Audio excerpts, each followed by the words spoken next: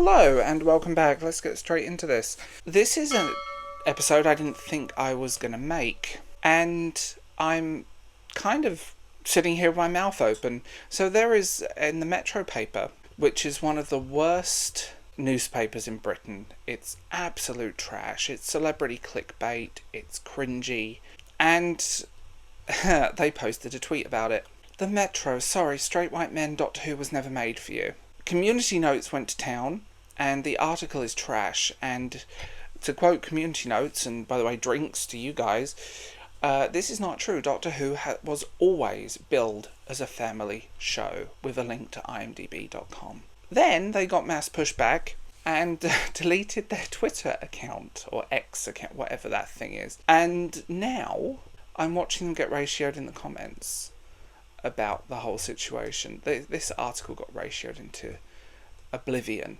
I just absolute cringe. I don't know. I just don't know how to take this in, because it's just funny. It's funny. The journalist, I use the word, and I mean this, I use the word journalist in she's an entertainment reporter. I'm not even going to attempt to pronounce her name. She's gone private on Twitter because she seems to be a race-baiting. Let's be honest with her, and I'm being really blunt. I cannot stand her.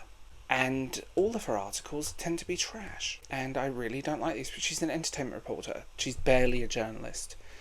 And, you know, things like Eurovision bosses tease exciting changes.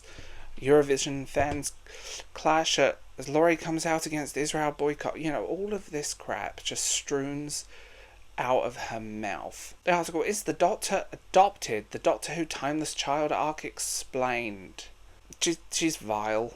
And, you know, stupid articles on Gemma Collins, who is, again, with the trash, stuff like Amanda Holden, messy love triangles, and just, like, I don't know. It just seems like all of her articles are gross. For example, Billie Irish reveals moments she knew she wanted her face in a vagina. I mean, I'm just sitting here with my mouth open.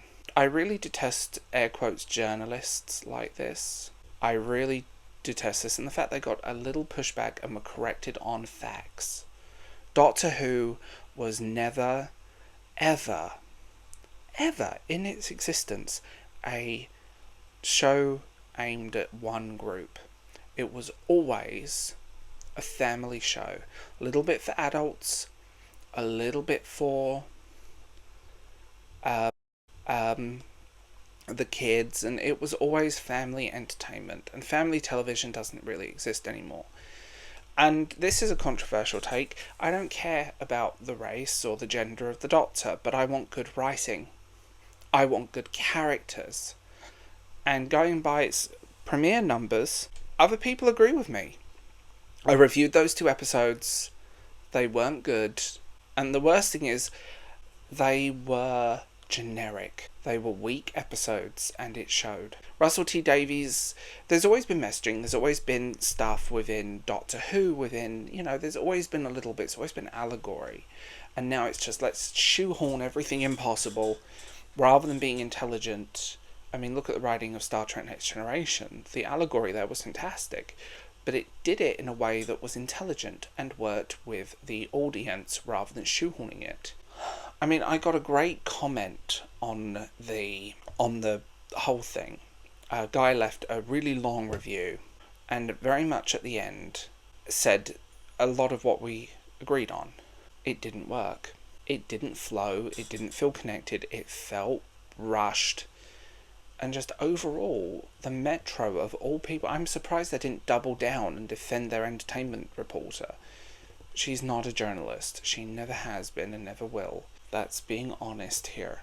I really detest these people because, fans can speak for themselves. And all the pushback I'm seeing, personally, there's a little bit on race and things like that, but 98% of what I'm seeing is pushback on the writing, on the direction.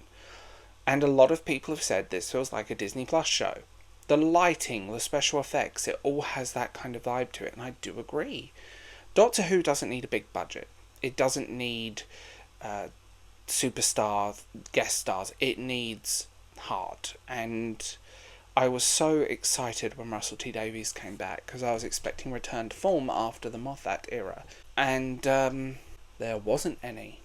This is, if you want the honest truth, one of the weakest episodes to opening of Doctor Who I've ever seen in my life. Doctor Who by numbers that was so Doctor Who by numbers it felt like a parody of Doctor Who. It just didn't work. And stuff like this, if you want the honest truth, it's phobic. And the writer of that article is trash. I'm not even going to attempt to pronounce her name. I'm not even going to bother reading the article. You know, when you look at her LinkedIn, the cringe is real. And she's written for things like entertainment reporter for the Metro, Pink News. She was a freelance journalist at one point. Content editor. Education. You know, she just screams of the typical middle-class, privileged woman who doesn't really know what she's doing. She's also privated her Instagram. Her portfolio of work reads extremely weak, and I feel like I've mentioned her in other videos, but I can't remember. She's a freelance cultural journalist with a deep love of film, TV, theatre, books, and talks all the showbiz. She has a particular interest in covering intersectionality of culture with LGBTQ+ issues, race, and gender. Can we just get people who know what they're talking about, rather than these sort of typical middle-class, university-educated people? Like, just stop with the race baiting, stop with the BS, stop with all of the crap. It just, the level of cringe is off the charts, and that's being really honest. And I don't think she deserves anything, really. Any attention. That's why I'm not naming her at this point, other than the fact that no matter what I do, I cannot get my tongue around her name. Just, there is a level of cringe. And she also wrote an article on Interview with a Vampire with an infamous sex scene. Vampires can't do that in Anne Rice's world, in the original, you know. But there's a whole thing. There's a whole thing here, and I might talk about Interview with a Vampire and the Mayfair Witches. But anyway, my humble opinions is that, you know, the Metro got what they deserved, and I'm actually surprised they didn't double down. The trash is taking itself out at the moment, let's be honest. Let's be real. You know, maybe we need to get fans to talk about these things, rather than these morons with nothing between their ears. Maybe we need people that look at lens of entertainment through entertainment. Is it that difficult? Just putting it into the mix. So I will leave this one here. Like, sub, do the usual. I have a Patreon if you guys are interested, or you can become a member here for exclusive content and uncensored videos on Patreon. So who knows? I hope you have a wonderful day. Bye!